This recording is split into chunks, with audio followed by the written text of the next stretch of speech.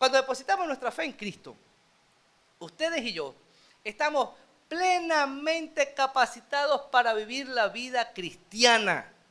Estando allí, la esposa le dijo, maldice a Dios y termina de morirte.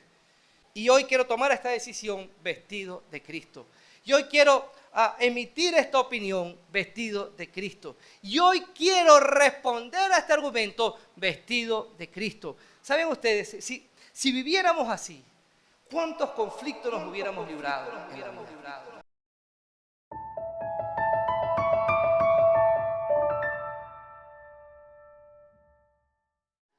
Bueno, hermano, les comentaba que Pedro está dándonos algunas pautas del verdadero cristianismo. Está hablando a cristianos perseguidos. Y en este momento Pedro, que está a punto de entregar su vida por la causa de Cristo, está preocupado por partir de esta tierra sin dejar claro algunos elementos que para nosotros son de mucha importancia. ¿Saben?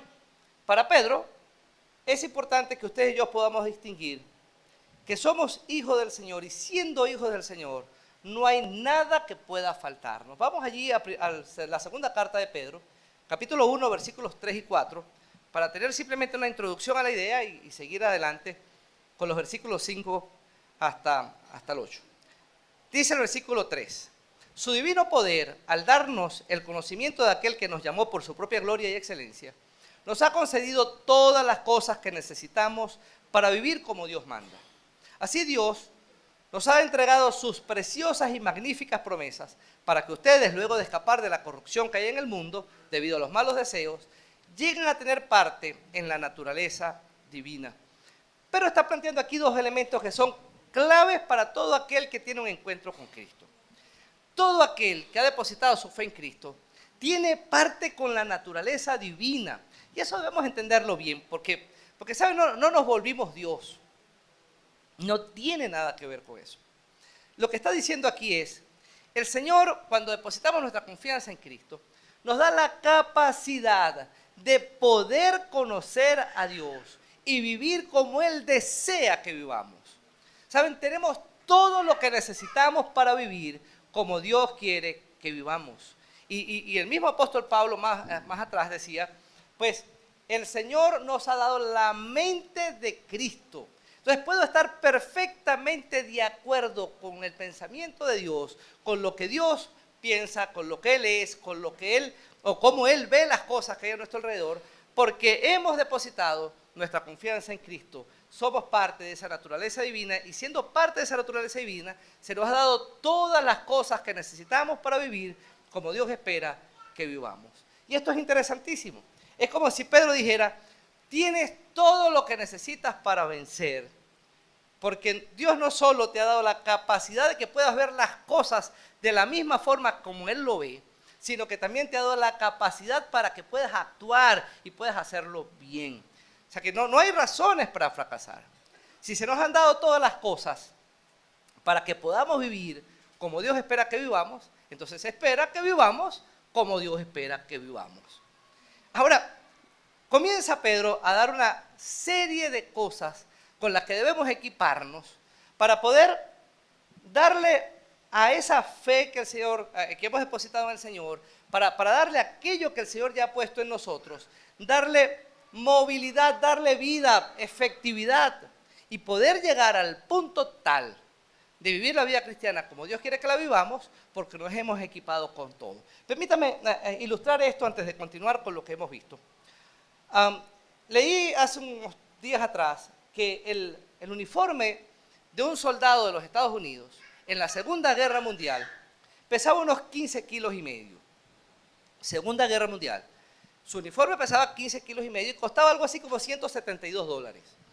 Todo el equipamiento que tenía el soldado norteamericano en la Segunda Guerra Mundial, $172, unos 15 kilos. Pues estudiaron cómo fue el desempeño y en la medida que se iba desarrollando la cosa, Guerra de Vietnam, cambió radicalmente el uniforme o la visión del uniforme del soldado norteamericano. En Vietnam, el uniforme pesaba unos 16 kilos y medio y costaba unos $1,100, algo así. ¿Saben? Había cambiado el peso y había cambiado también el costo.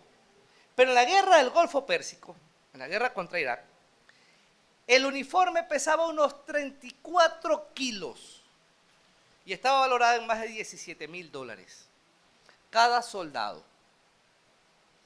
Llevaba como uniforme unos $17,000 encima y unos 34 kilos de peso.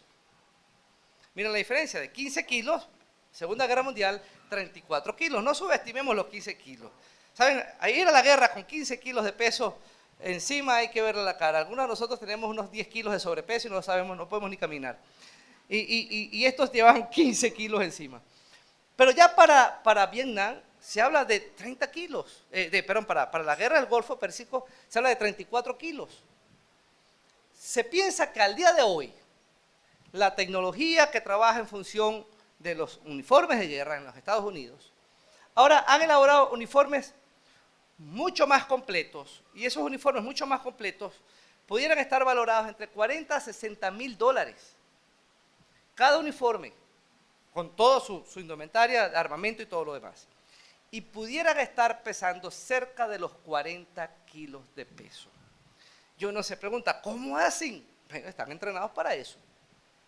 Ahora, ¿por qué esa diferencia de 15 kilos a 40 kilos?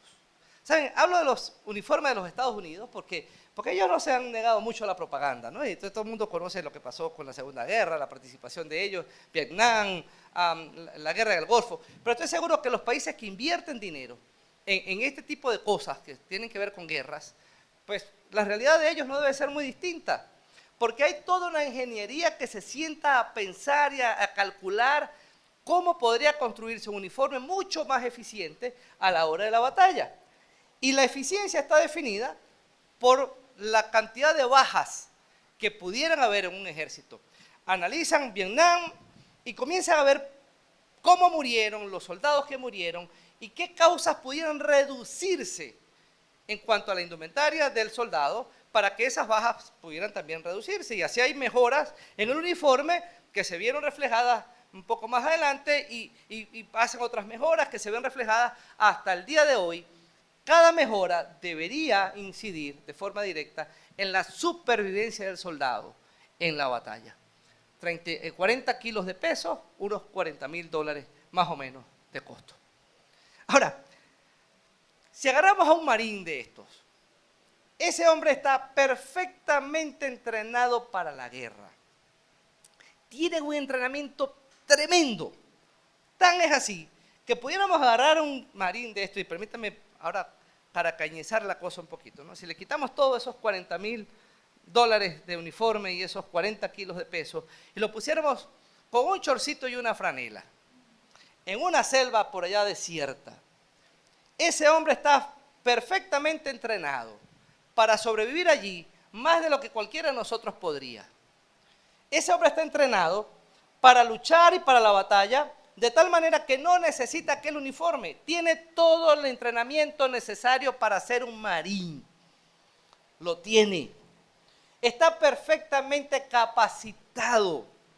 Aún así, a pesar de que está perfectamente capacitado, el ejército norteamericano dice, ahora, con estos $40,000 de uniforme, vas a ser mucho más efectivo en la batalla. ¿Saben? Lo que Pedro está diciendo es justamente eso. Cuando depositamos nuestra fe en Cristo, ustedes y yo estamos plenamente capacitados para vivir la vida cristiana. Somos soldados de Cristo perfectamente capacitados. Ahora Pedro dice, porque eres un soldado capacitado, necesitas equiparte de todo el armamento y el uniforme necesario para que seas efectivo en el momento de la lucha. ¿Lo ven? Entonces, versículos 3 y 4, eres un marín capacitado, tienes todo lo que se necesita. Versículo 5 en adelante, ese es el equipamiento que necesitas ponerte para que seas efectivo en la lucha. Por eso comienza el versículo 5 de 2 de Pedro 1 diciendo esto. Precisamente por eso, porque eres un marín capacitado, pudiéramos aquí hacer la salvedad. Si tomáramos al azar, para no meterme con nadie, a cualquiera de los que estamos aquí, a cualquiera, al azar, y lo paráramos frente a frente con un marín, y le pusiéramos aquel uniforme de 40 kilos de peso, cualquiera de nosotros aquí presentes, ¿saben qué pasaría?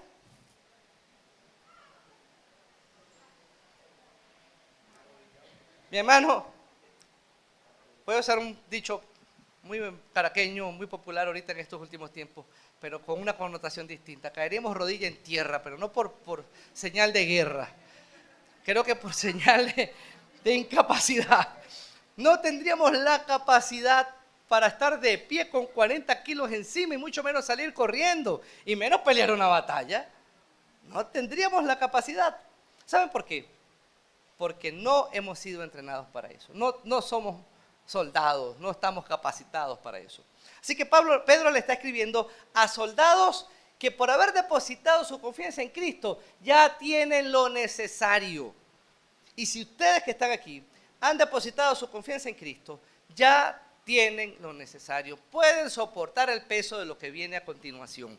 Precisamente por eso, versículo 5, esfuércense por añadir a su fe, a la fe que los llevó a abrazar a Cristo, a esa fe que los ha vuelto un soldado capacitado, esfuércense por añadir a esa fe el equipamiento que se describe ahí en adelante. Quiero hacer un altico aquí rapidito, porque me parece interesante la palabra añadir que hay allí. ¿Saben? En el tiempo en que Pedro escribió esta carta, cuando se hacía alguna especie de espectáculo público, un teatro, un concierto, cuando un arte se iba a exponer, esos elementos artísticos requerían que alguien pudiera financiarlos, que alguien los subsidiara. Y tenía alguien que económicamente estaba muy bien parado, tenía alguien que pagar los costos que implicaba armar el concierto o armar la obra teatral. Y pagando los costos, él suministraba todo lo que era necesario para que aquel evento se llevara a cabo. Esa es la misma palabra que está utilizando Pedro aquí para decir, añadan a su fe, es decir, suministren abundantemente, generosamente, todo lo que se necesita para que esa fe pueda efectivamente combatir en las batallas que a diario vamos a estar librando. Nos corresponde a nosotros, ahora sí, es un imperativo, es una orden, nos corresponde a nosotros, a esa fe, dotarla de estas cualidades que surgen de aquí en adelante. Ya la semana antepasada hablábamos de esto. A la fe le vamos a añadir virtud. Y la virtud es esa expresión que habla de excelencia y valor.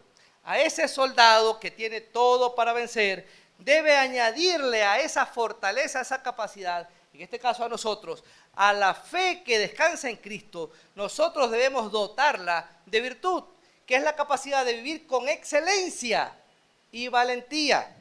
Para ser excelentes, para vivir una vida excelente en la sociedad en la que estamos, se requiere valor. Ahora, a esa virtud, sigue Pedro diciendo, debemos añadirle conocimiento. Conocimiento. Ahora, ¿saben por qué? Porque el conocimiento es lo que me va a permitir saber qué es lo que es excelente. Yo quiero comportarme excelentemente. Ah, muy bien. ¿Y qué es excelente? ¿Qué es lo correcto? ¿Qué es lo que debo hacer? ¿Qué es lo que no debo hacer? ¿Cómo saber qué es lo correcto?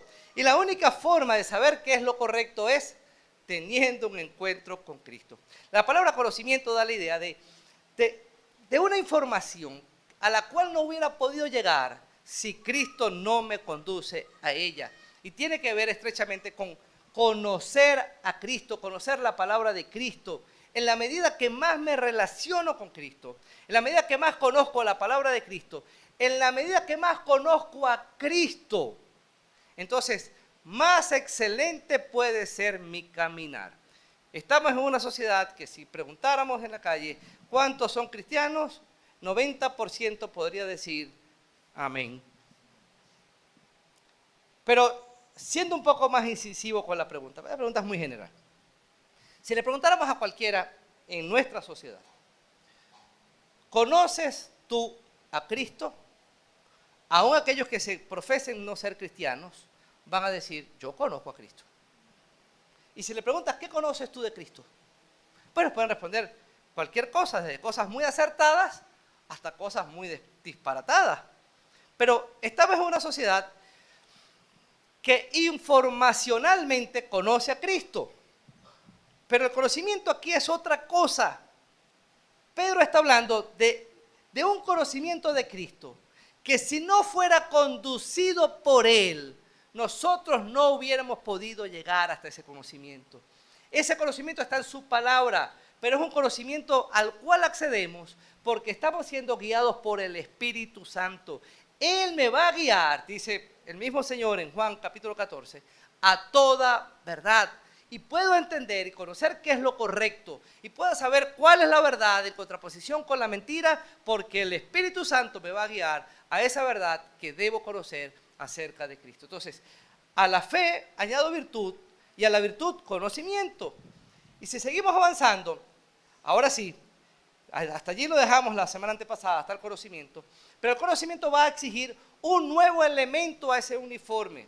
Sigue en el versículo 6 diciendo Pedro, al entendimiento, al conocimiento, hay que añadirle dominio propio.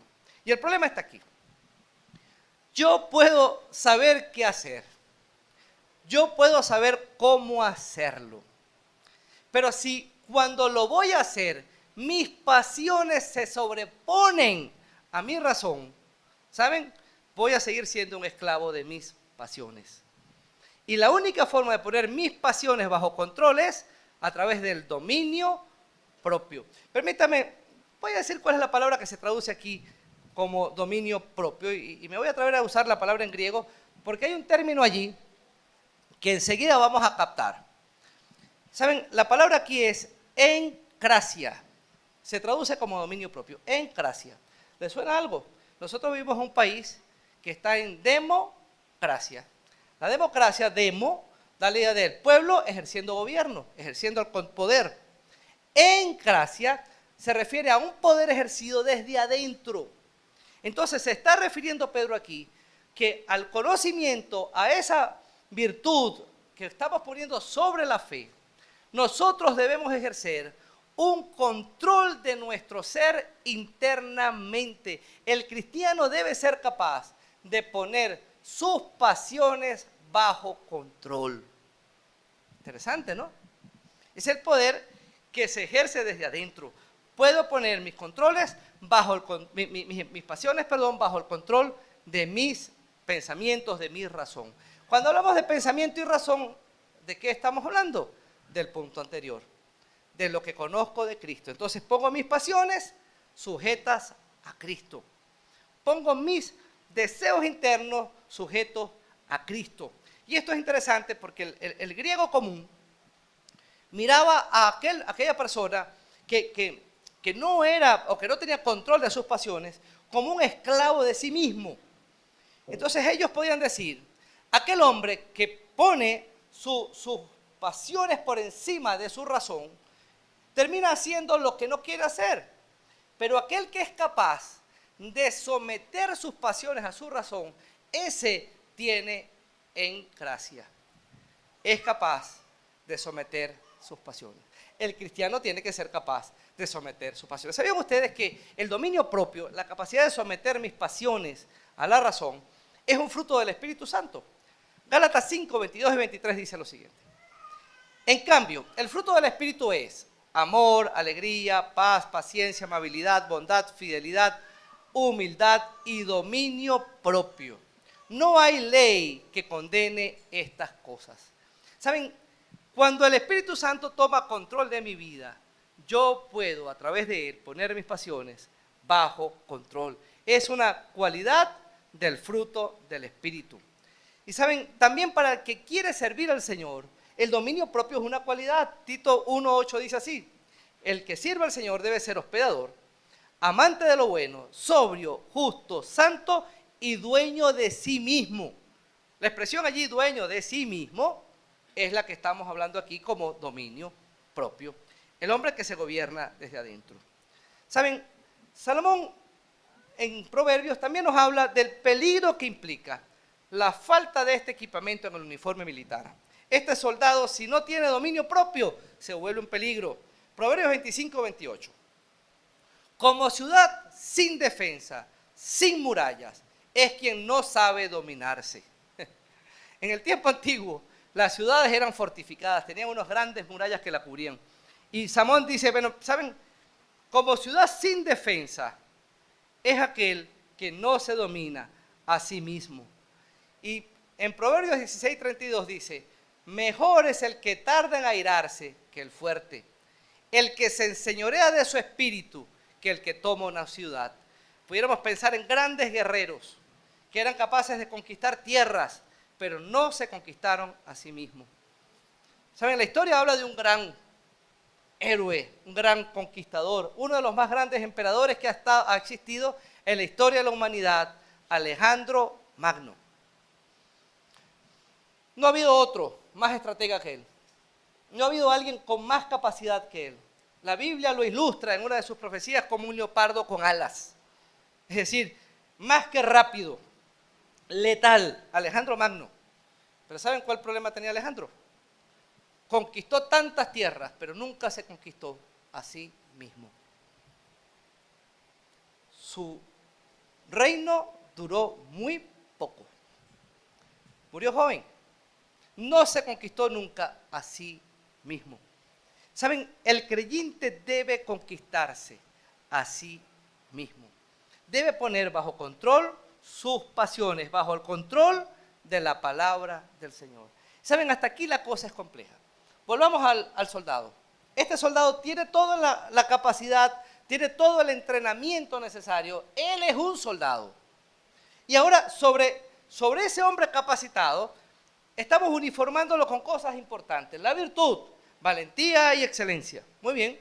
Conocimiento. El hombre sabe qué hacer y sabe qué no hacer. Y ahora le ponemos dominio propio. Este hombre, antes de salir a conquistar, se ha conquistado a sí mismo. ¡Wow, man! ¿Saben que la lucha más fuerte que tú y yo vamos a enfrentar en la vida es contra nosotros mismos? La famosa expresión, es que yo soy así. ¿Saben? Esa expresión es de alguien que decidió sucumbir a sí mismo. Pero ¿cómo respondes así? Yo respondo así. Yo toda la vida he respondido así, yo soy así y punto.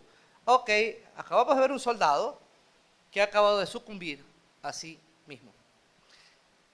Dios espera que tú y yo no hagamos así porque somos así, sino que nuestra conducta está directamente relacionada a lo que el Señor quiere que nosotros hagamos. ¿Saben? El cristiano sirve al Señor porque quiere que Dios sea glorificado con su vida. Entonces, sí es cierto, Carlos podría actuar así, pero como yo me someto a mí mismo, no actúo como quiero, sino como el Señor quiere. Punto. Y saben, hay cosas que me revuelven el apellido. Pues eso también es una expresión muy nuestra, ¿no? Hermano, es que se me revolvió el apellido. Hay apellidos más violentos que otros. Sí, pero yo me imagino que los que son de apellido Guerra, pues, algo habrá. Algo habrá. Pero saben, de alguna forma, mi apellido también tiene que estar sujeto a lo que el Señor establece en su palabra. Es decir, para el cristiano no hay ninguna excusa válida. Sencillamente, el dominio propio me dice, debes ser capaz de poner tus pasiones bajo control. Y cuando no lo estoy logrando, es porque esta parte del equipamiento militar, del equipamiento del soldado cristiano, no está puesta en su lugar. Hay que revisar qué tanto control está ejerciendo el Espíritu Santo sobre mi vida. Ahora, hasta aquí vamos muy bien. Pero pudiéramos decir que hay gente moralmente buena que no tiene a Cristo como el Señor de su vida, que pudiera tener algunos de estos elementos. En el tiempo de Pedro, cuando escribieron esta carta, ¿saben? Estaban los estoicos, y los estoicos tenían una conducta moral, por lo menos procuraban algo así. El mismo apóstol Pablo, antes de conocer a Cristo, decía, él era un hombre irreprensible. Así que pudiéramos decir que estas son cualidades de una persona muy buena. Pero el cuarto punto ya comienza a marcar la diferencia. ¿Saben? Lo cuarto que dice Pedro debemos colocarle a este soldado es la constancia. En otras partes se traduce la constancia como paciencia. Pero el término paciencia es un término un poco complejo. Para nosotros se nos ha vuelto un término absolutamente pasivo. Ten paciencia. ¿Saben? Nunca nadie habla de la paciencia de forma violenta. Paciencia. Y cuando yo quiero que alguien tenga paciencia, le bajo la voz para que la entonación vaya de acuerdo con el significado, ¿no? Ten paciencia. Calma. Y mientras más bajito hable, más estoy pidiendo que baje, ¿no? Se está muy exaltado. Paciencia. Hasta donde sea necesario. El término que usa Pedro aquí no tiene nada que ver con pasividad. Todo lo contrario. Habla de una acción continua, pero una acción de resistencia activa. Es como aquel que soporta, pero sigue caminando. Aquel que la situación difícil lo golpea y él es capaz de mantenerse firme avanzando. Por cierto, también un fruto del Espíritu Santo. Entonces, cuando practico este tipo de paciencia que me permite mantenerme firme, aún en los momentos más difíciles de mi vida, yo he logrado a ese dominio propio, a ese conocimiento y a esa virtud, hacerla constante sin importar lo que ocurre a mi alrededor. Miren esto, el hombre, la mujer que tiene paciencia, es capaz de mirar por encima de las circunstancias y ve la recompensa que hay al final. Yo no sé cuántos han tenido la oportunidad de correr un maratón de verdad. ¿Saben? Los maratones tienen 42.125 metros. Si no tiene 42 kilómetros 125, eso no es un maratón. ¿Okay? 21 kilómetros es medio maratón. 10 kilómetros es una carrera. 5 kilómetros es una caminata familiar. Y de ahí para abajo, bueno, hermano, camine, que es bueno. Siempre es bueno caminar. Pero, ¿saben? No, yo corro un maratón de 2 kilómetros. Bueno, hermano, no quiero incomodarte, pero no fue un maratón. Hablemos de un maratón, 42 kilómetros, 125 metros. El atleta comienza a correr. ¿Y saben qué pasa? No ve la meta. Está demasiado lejos. No ve la meta. Y tiene media hora corriendo y después de media hora de carrera, no ve la meta. Pasa una hora de carrera y no ve la meta. Y dependiendo del maratón, no ves la meta, sino faltándote muy poco para terminar. No ves la meta sino hasta el final. Pero el corredor de un maratón, desde que da el primer paso a que no saben qué tiene en su cabeza, la meta. ¿La estás mirando? No, pero tengo en mi cabeza la meta. Uno de mis sueños es correr el maratón de Maracaibo, el maratón del puente sobre el lago, que ya no es un maratón, fue un maratón, ahora es una media maratón de 21 kilómetros. Sueño con cruzar el puente, corriendo. A mí me encanta pasar el puente de Maracaibo, hermano. Cada vez que paso ese puente, a mí me fascina pasar el puente de Maracaibo. Pero en una oportunidad me paré y pude bajarme del carro y mirar hacia abajo. En otra oportunidad tuve la oportunidad de bañarme debajo del puente, de nadar debajo del puente. Pero nunca he podido correr el maratón del puente sobre el lago. Sueño con hacerlo. Pero pasar al puente, que es una etapa del maratón, apenas tiene 9 kilómetros. No es el maratón. Y yo estoy claro que si corro con la intención de pasar el puente, ¿saben qué va a pasar? Cuando pase el puente después de 9 kilómetros, los kilómetros restantes, va a ser muy difícil llegar a ellos, porque ya el objetivo se logró. Así que si quiero correr el maratón, esa media maratón, debo estar mentalizado en 21 kilómetros o si no, no lo voy a lograr. Y es justamente lo que Pedro quiere ilustrar con la palabra constancia aquí. ¿Saben? La constancia nos permite mantener la vista en la meta, aun cuando lo que me separe de esa meta sea una situación sumamente difícil. El cristiano se mantiene constante, aún en medio de las situaciones difíciles. Es la misma palabra usada por el autor de la carta a los Hebreos en capítulo 12, versículo 2, cuando dijo esto. Escuchen bien. Fijemos la mirada en Jesús, el iniciador y perfeccionador de nuestra fe, quien por el gozo que le esperaba, soportó la cruz, menospreciando la vergüenza que ella significaba, y ahora está sentado a la derecha del trono de Dios. La palabra soportar allí es la misma palabra que hemos descrito allá como constancia. ¿Saben? Él, mirando el gozo que le esperaba, soportó la cruz. Él estaba mirando la meta, y mirando la meta, pasó la situación difícil y dolorosa, hasta que ahora está sentado a la diestra del Padre. Y en nosotros tiene que haber la misma actitud que hubo en Jesús.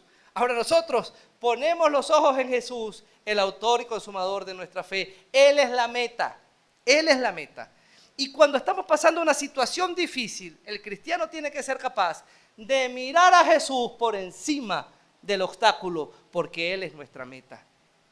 Esa es la razón por la cual Santiago, en el capítulo 1 dice, tengan por sumo gozo cuando se encuentren en diversas pruebas. ¿Cómo voy a tener gozo en la prueba? Porque soy capaz de mirar la meta, sabiendo que la prueba de vuestra fe produce paciencia. Esa capacidad de aguantar hasta el final se está fortaleciendo en medio de la prueba. Bueno, hasta aquí hay un elemento adicional que a este soldado lo está capacitando para avanzar. Y quiero llevarlo a la última que vamos a estudiar hoy. Quedan dos más, pero las vamos a dejar para la semana que viene.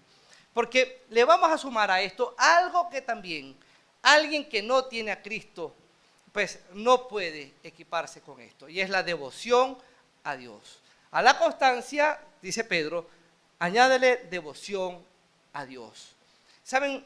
La devoción a Dios da la idea de alguien quien siempre adora al Señor y le da lo que es debido. Alguien cuyo objetivo es adorar al Señor y que Él reciba toda la gloria en medio de lo que hace y deja de hacer. Ahora, ¿por qué el cristiano hace y deja de hacer? Porque quiere darle toda la gloria a Cristo. Si lo que yo voy a hacer le da la gloria a Cristo, lo hago. Si lo que voy a hacer no le da la gloria a Cristo, no lo hago. Y así debe vivir el soldado cristiano. Alguien que tiene una vida de devoción al Señor. ¿Qué haría Cristo aquí? ¿Saben? Podemos hacer tantas cosas que los que están a nuestro alrededor aplaudan. Nos encanta eso. Estamos en una sociedad de los likes. En la sociedad en la que estamos, usted publica una foto y espera que la gente apruebe su foto con un montón de likes. Y mientras más likes tenga, pues usted podrá decir, bueno, más aceptable ha sido mi foto. Y ¿saben? El like que necesitamos para la vida cristiana es el que viene del Señor. La devoción a Dios se refiere a aquel cristiano que vive de tal manera, permítanme aquí la comparación, que el Señor le da un like a su manera de vivir. Tengo que preguntarles, ¿le está dando Dios like a su manera de vivir? ¿O está poniendo carita triste? No sé cómo funciona la cosa. Con esto que hiciste, el Señor respondió, ay Señor, ¿cómo viste lo que hice? Carita triste allí. Hermano, ¿de qué manera Dios responde? A tu manera de vivir. ¿Saben? Vivimos con excelencia y valentía. Dijimos, a eso le llamamos virtud. Conocimiento práctico de la palabra de Dios. Dominio propio, nuestras pasiones están bajo control. La constancia que me mantiene con la mirada fija en la meta. Y ahora, esa constancia va a requerir de mí una adoración a Dios genuina. ¿Por qué me mantengo viviendo así? Porque quiero que el nombre del Señor sea glorificado. Señor, tú eres glorificado en mis victorias y en mis derrotas también. Y eres glorificado en mis éxitos y en mis fracasos también. Eres glorificado en mis bendiciones, pero también en mis momentos de dolor eres glorificado. Y el cristiano vive dándole la gloria a Dios con todo lo que hace. ¿Saben? La implicación detrás de esto es, el cristiano no vive más, vive Cristo en él. Así lo dice Pablo. El apóstol Pablo utiliza esta expresión. Con Cristo estoy justamente crucificado. Y ya no vivo yo. Vive Cristo en mí. Punto. Lo que yo hago, lo hace Cristo en mí. Para que el nombre del Señor sea glorificado. Mi hermano, pero es que están faltándote el respeto. Tú deberías sentirte humillado. Sí, Carlos se hubiera humillado con eso. Pero como ya no vivo yo, y el muerto no se humilla, Cristo vive en mí. Bien. Bueno, pero ¿no te gustaría hacer aquello? Sí, sí, sí. A Carlos le hubiera fascinado. Pero como yo estoy muerto ya, y ya no vivo yo, los muertos no pueden salir a hacer lo que tienen que hacer. No, Cristo vive en mí y Cristo no se va a poner en esa. Hermano, y comienza el cristiano a vivir de tal manera que Cristo sea glorificado. Hay una figura en el Antiguo Testamento que a mí me encanta. En Jueces 6:34, la historia de Gedeón. No sé cuántos ubican a Gedeón. Gedeón era un joven no guerrero que el Señor llamó para libertar a su pueblo de los madianitas. Los madianitas eran unos pueblos que estaban alrededor, cuando estaban asentándose en la tierra prometida, los pueblos que estaban alrededor estaban tratando de alguna forma de sacar a los israelitas de esas tierras. Los madianitas eran una de esas naciones. Ellos, aliados con otros pueblos más pequeños, comenzaron a hacer guerra contra Israel. Y el Señor levantó a un joven que iba a liberar a Israel, Gedeón. Este joven no era guerrero. Y el Señor le dijo, vas a convocar a todo el pueblo. Y él convocó a los hombres de guerra.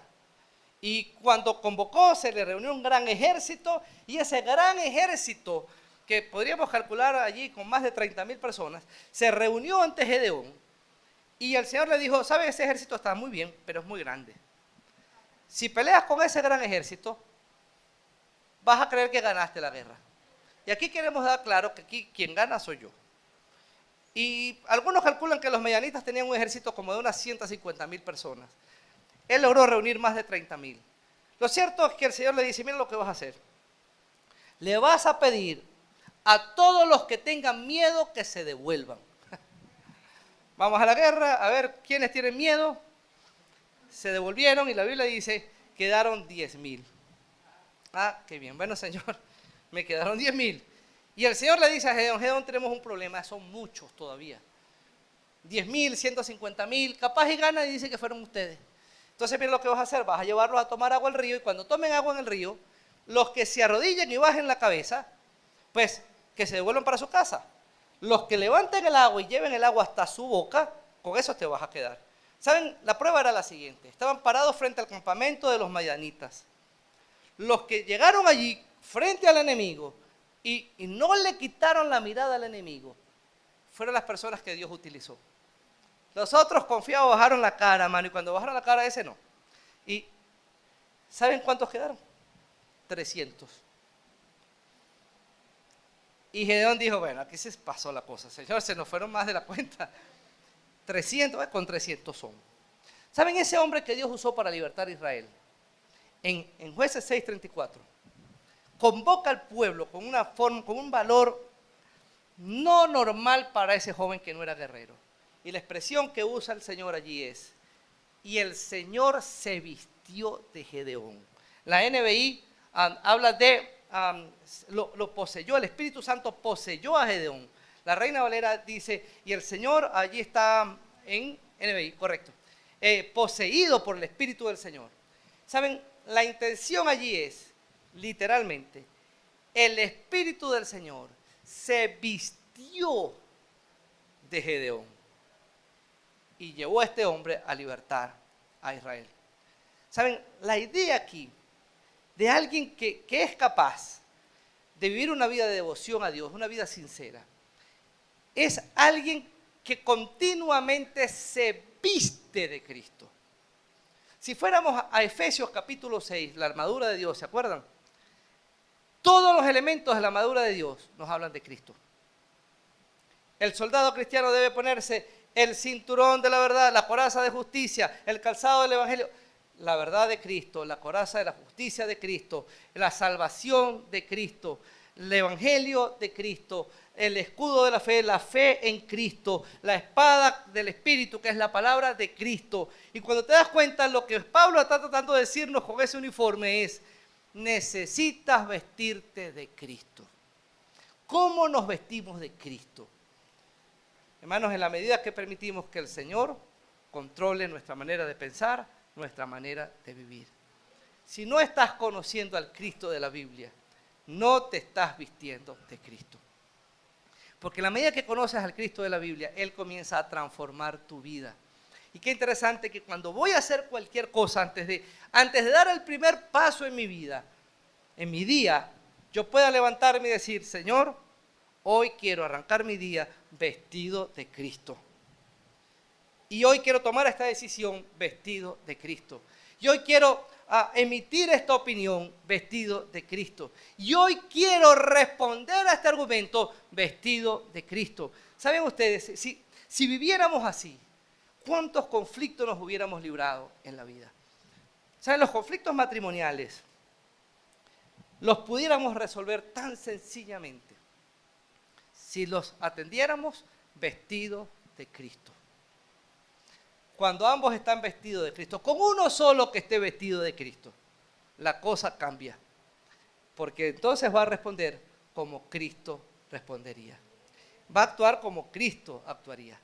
Hará lo que tenga que hacer como Cristo lo haría. Hasta aquí tenemos al soldado perfectamente bien equipado. Quedan dos elementos y los dos elementos se relacionan. Por eso lo vamos a dejar para la próxima semana. Los dos tienen que ver con el amor. Son dos perspectivas del amor. Pero quiero preguntarles hasta aquí lo siguiente. Lo primero que tengo que preguntarte es, volviendo al ejemplo del inicio, ¿eres tú un soldado de Cristo? ¿Eres un soldado de Cristo? Es decir, ¿has depositado tu confianza en Cristo? Si no lo eres, no puedes cargar los 40 kilos de peso. No estás entrenado para eso. Los versículos 3 y 4 dicen que cuando abrazamos a Cristo, Él nos da todo lo que necesitamos para que podamos vivir como Él quiere que vivamos. Ahora sí, si has abrazado a Cristo, tienes todo lo necesario. Por esa razón, debes añadir a tu fe virtud, excelencia y valentía. Para vivir la vida cristiana se requiere valor, porque vas a vivir la vida cristiana en una sociedad que ha decidido vivir como le da la gana. Y los valientes son los que pueden pararse y decir, no lo voy a hacer, porque yo quiero servir a Jesús. Excelencia y valor. La vida cristiana va a exigir de ti y de mí conocimiento. Hacemos lo que hacemos y no hacemos lo que no hacemos porque conocemos al Cristo de las Escrituras. Ese conocimiento va a exigir de mí dominio propio, mis pasiones bajo control. Y poner mis pasiones bajo control va a exigir de mí constancia. A pesar de las pruebas, a pesar de las luchas, me mantengo firme y mirando a la meta. Y a esa constancia se va a exigir de nosotros devoción a Dios. Si alguien te preguntara, ¿por qué te mantienes? Porque quiero darle la gloria a Dios. Esa es nuestra razón de vida. ¿Quieren un ejemplo del Antiguo Testamento? ¿Se acuerdan de Job? Soportando allí, la esposa le dijo, maldice a Dios y termina de morirte. ¿Por qué sigues glorificando a Dios en medio de tu miseria? La respuesta de Job fue, aceptaremos de Dios los bienes y no los males. Dios dio, Dios quitó. Sea el nombre del Señor bendito. Mirando la meta, mirando la meta. Hermanos, mantengámonos mirando la meta. ¿Qué tal si estamos de pie? Vamos a orar.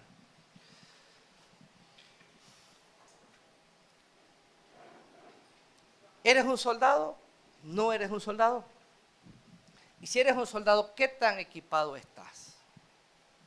¿Por qué estás peleando la batalla con un chorcito y una franela, cuando Dios ha dispuesto para ti todo un equipo que te va a garantizar la victoria en medio de la lucha? Entonces, añadamos a nuestra fe virtud, conocimiento, dominio propio, constancia y devoción a Dios. Señor, gracias porque tú nos equipas con todo lo que necesitamos para vencer. Y hoy debemos reconocer que cuando en nuestra vida no estamos venciendo, es porque no estamos esforzándonos continuamente por añadir estos elementos a nuestra vida cristiana. No estamos venciendo porque Cristo no es aquel a quien estamos procurando agradar con todo lo que somos y todo lo que hacemos. No estamos venciendo porque no nos estamos continuamente vistiendo de Cristo. Por eso queremos pedirte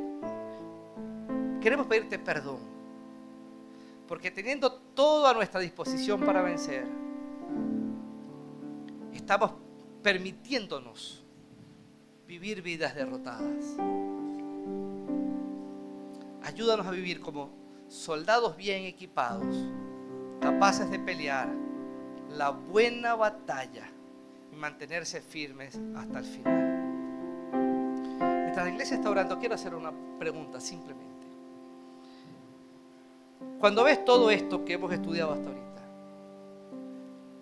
¿te parece que es un equipamiento muy pesado? ¿Saben? Si no has depositado tu confianza en Cristo,